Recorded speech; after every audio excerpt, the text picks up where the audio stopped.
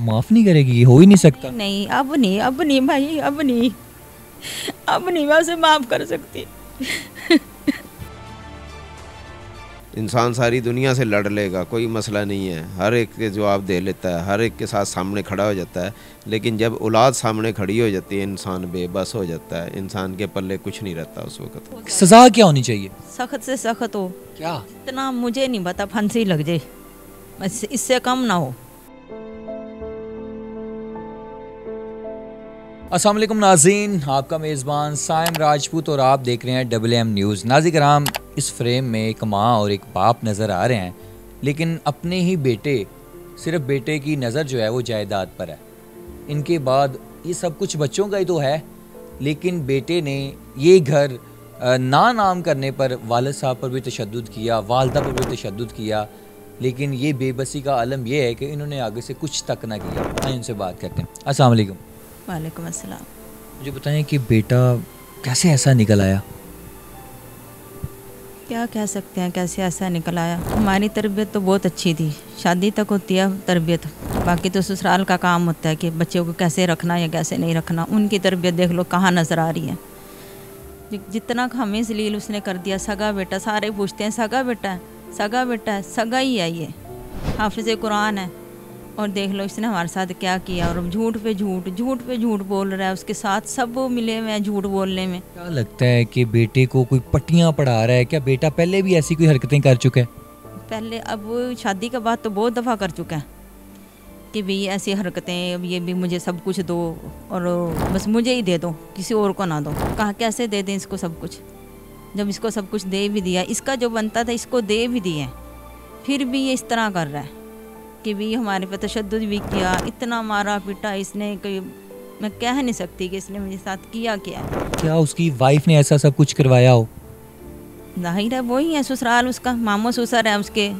20 साल का था जब उसकी शादी कर दी थी हमने। 20 साल का भी वो बाद में हुआ था। कितना कमाया जी उसने, जितना उसने कमाया था हमने उसको दे दिया। और जो आगे से जो इतनी जो जिल्लत हमारी कर रहा है, जो जलालत हमें दे रहा है, ऐसे दिए जाते हैं, ऐसे बेटे होते हैं, ऐसे जदादें मिलती हैं। माफ़ नहीं करेगी, ये हो ही नहीं सकता। नहीं, अब नहीं भाई, अब नहीं मैं उसे माफ़ कर सकती। वो लोग भी कहते होंगे ये वीडियो देख के, जिनकी औलाद नहीं होती होगी, वो भी कहते होंगे कि या अल्लाह हम बिना औलाद के ही बेहतर हैं।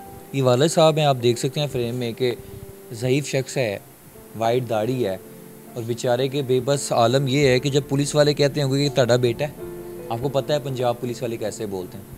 ये अभी बैठे थे, मुझसे मिल रहे थे, तो अभी भी आ की आवाज़ें इनकी आ रही थी कि जिस्म में ऐसे कि जैसे इनके ऊपर तशद्दुद हुआ है। आइए इनसे भी बात करते हैं। अस्सलाम वालेकुम। वालेकुम सलाम। सर, ज़िंदगी से दुख या बेटे से कोई दुख?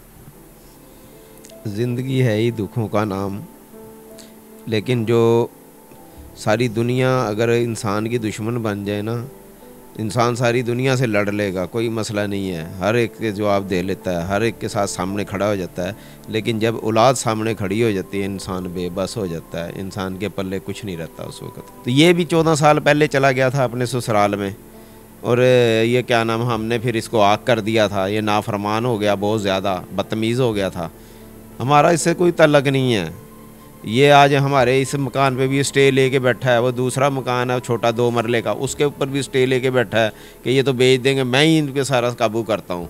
मेरे पे इसने झूठा पर्चा कराया, अपनी बेगम की ज़रिए से करवाया। इस उम्र में पकड़ के ले गए हथकड़ियाँ लगा के और हवालात में बंद कर दिया। मैं तकरीबन सुबह फजर की नमाज़ पढ़ के आ रहा था जिस वक्त इन्होंने मुझे पकड़ा सुबह सुबह। हथकड़ियाँ लगवा के यहाँ से लेके गया बेटा आपका? हाँ जी, बेटा मेरा, मुझे यहाँ से हथकड़ियाँ लगाई, यहाँ से मेरे जो मेरे साथ रहता है ना बेटा, उसको भी हथकड़ियाँ मुझे भी लगा के यहाँ से लेके गए।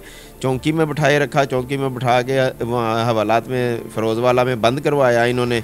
और मैंने वहाँ पे ज़ोहर की नमाज़ भी पढ़ी और असर की नमाज़ जिस वक्त मैंने पढ़ी, तो वो सारे हवालात वाले भी उन्होंने मेरे पीछे पढ़ी। वहाँ पे सारों ने मशहूर हो गया कि ये इमाम मस्जिद है, इमाम मस्जिद है। फिर वो SHO साहब, अल्लाह पाक उनका भला करे, उन्होंने मुझे सुना, मेरे यानी कि सारी बात को अपने सामने सुना। तो फिर उन्होंने अगले दिन 4 बजे बुला के और पर्चा खारिज कर दिया। उन्होंने पूरा झूठे बेबुनियाद पर्चा इन्होंने मेरे ऊपर कटवाया था ताकि मैं इनके प्रेशर में आके ये मकान उनको दे दूँ। अफसरान जो हैं ये सही फ़ैसले करें और हक़ हर एक को दिलवाएं, और ये जो जुल्म करते हैं इनको ज़रा थोड़ी सी लगाम दें।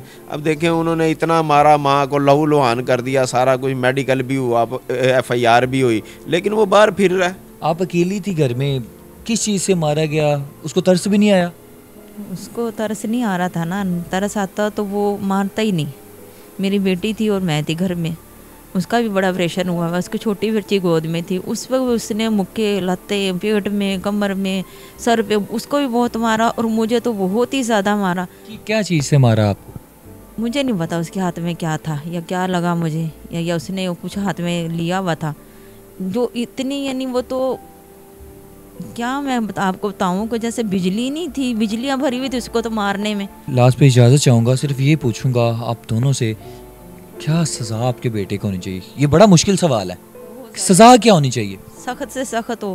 क्या? इतना मुझे नहीं पता, फांसी लग जाए, इससे कम ना हो। मैं किसी दूर शख्स की बात करता हुआ तो अच्छा लगूं, लेकिन मैं उस बेटे की बात कर रहा हूँ जिनको बड़े लाडों से पाला जाता है, उनकी हर खुशियाँ पूरी की जाती हैं, और बाद में वही बच्चे जो हैं वो अपने माँ बाप के साथ ये हालात करते हैं। अपना ख्याल रखें, इस वीडियो को ज़्यादा से ज़्यादा शेयर करिएगा, और वो माँ बाप जो बेचारे अभी ये वीडियो देख रहे होंगे और सोच रहे होंगे या अल्लाह हमें औलाद से वैसे ही ठीक है। अपना ख्याल रखें, मुझे इजाज़त दें, अल्लाह हाफ़िज़।